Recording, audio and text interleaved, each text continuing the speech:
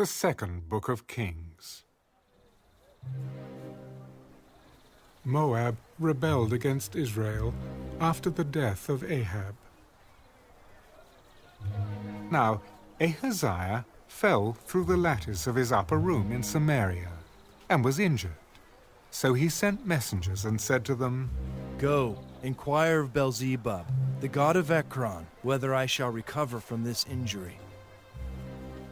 But the angel of the Lord said to Elijah the Tishbite, "Arise, go up to meet the messengers, the king of Samaria, and say to them, is it because there is no God in Israel that you are going to inquire of Beelzebub, the god of Ekron? Now therefore, thus says the Lord, you shall not come down from the bed to which you have gone up, but you shall surely die."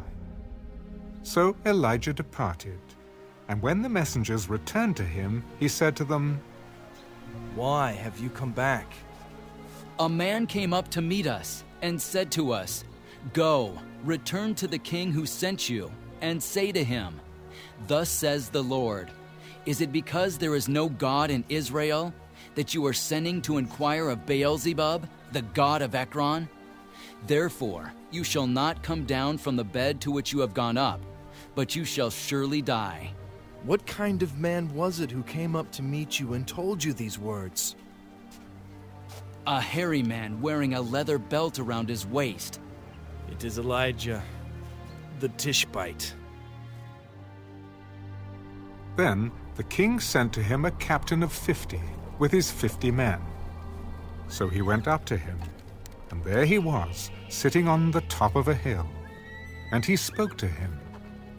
"Man of God, the king has said, 'Come down.'" So Elijah answered and said to the captain of 50, "If I am a man of God, then let fire come down from heaven and consume you and your 50 men." And fire came down from heaven and consumed him and his 50. Then he sent to him another captain of 50 with his 50 men. "Man of God, thus has the king said, come down quickly." "If I am a man of God, let fire come down from heaven and consume you and your 50 men." And the fire of God came down from heaven and consumed him and his 50. Again he sent a third captain of 50 with his 50 men.